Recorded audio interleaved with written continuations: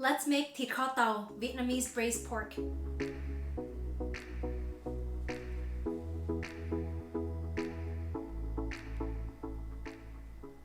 If pho is the most iconic Vietnamese restaurant dish, thịt kho is probably the most iconic home-cooked one. It is the perfect balance of sweet, savory, and fatty. Kho is the quintessential Vietnamese cooking method of braising food, traditionally in clay pots. Since kho just means braised, there are different ways to kho, but many recipes will include sugar and fish sauce. You can kho anything: pork, fish, beef, 3 hours later. tofu, vegetables, mushrooms. Fun fact, thịt kho literally just means braised meat, but most Vietnamese people would know that you're talking about this exact braised pork dish, not beef or any other type of meat, and not braised in any other way, whereas braised beef would be specified as bò kho. It's not certain why this dish is called thịt kho tàu. Some people mistake that this comes from China because tàu can mean Chinese. While the results look somewhat similar to Chinese red braised pork, the ingredients are completely different.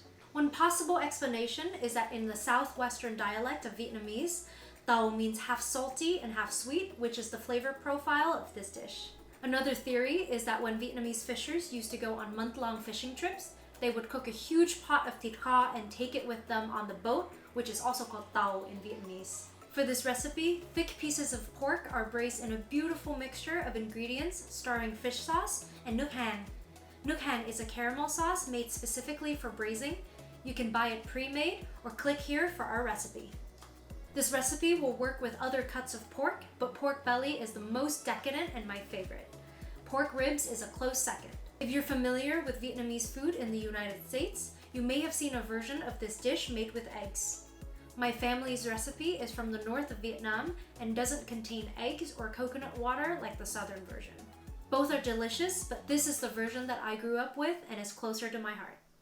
Ultimately, it's up to personal preference, but when picking pork belly, I like choosing pieces with a 1-to-1 ratio of meat and fat. You'll also want to make sure that the skin is smooth with no discoloration. Now you'll want to cut your pork belly into pieces measuring about 2.5 to 3 centimeters on each side.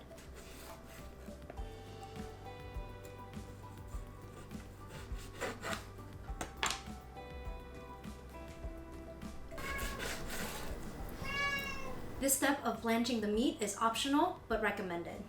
This will result in a better tasting final product and a clearer sauce. Add the meat to a pot and add just enough water to barely cover. Bring to a boil on medium-high heat. Let boil for about 3 to 5 minutes depending on the amount of meat that you're using, then strain and rinse really well to get rid of all the scum. To prep for the marinade, we're going to mince garlic and shallot.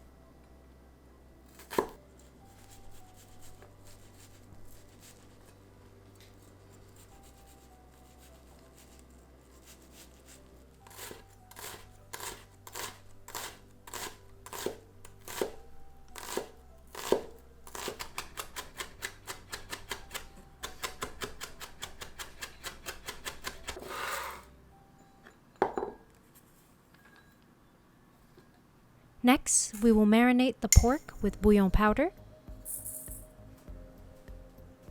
ground black pepper,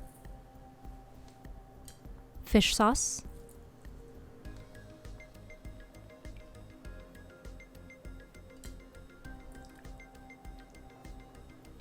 minced garlic, and half the amount of minced shallot. Mix well to ensure the marinade is coating every piece and let sit for at least 1 hour. This will allow the meat to absorb all of those beautiful flavors.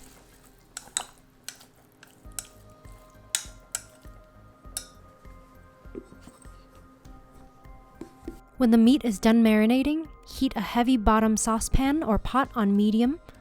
Add 1 tablespoon of vegetable oil. Add the remaining half of the minced shallot and saute until fragrant, about 30 seconds.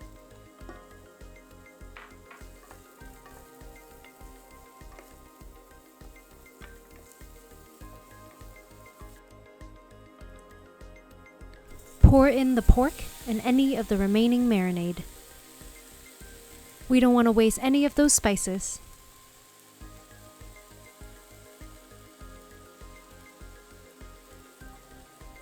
Saute the pork for 1 minute.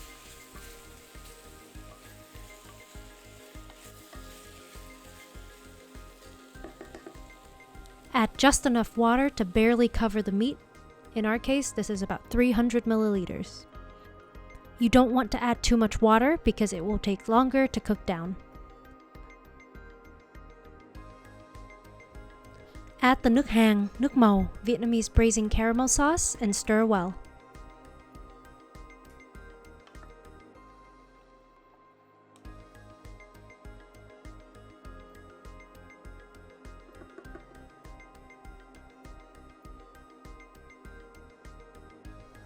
Cook on medium-low with the lid off, stirring occasionally for 1 hour.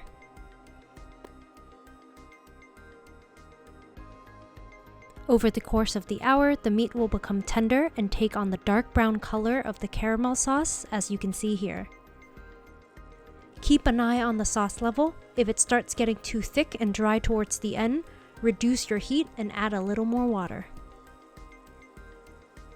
Your final product should look something like this, a glossy sheen with a beautiful red-brown color. Garnish with some chopped green onion and sliced bird-eye chilies and serve with rice. Savory, sweet, and incredibly rich, especially if you use pork belly, this dish is hard to beat on a Vietnamese dinner table. In the south of Vietnam, it is also a must-have for Tết, Vietnamese/Lunar New Year.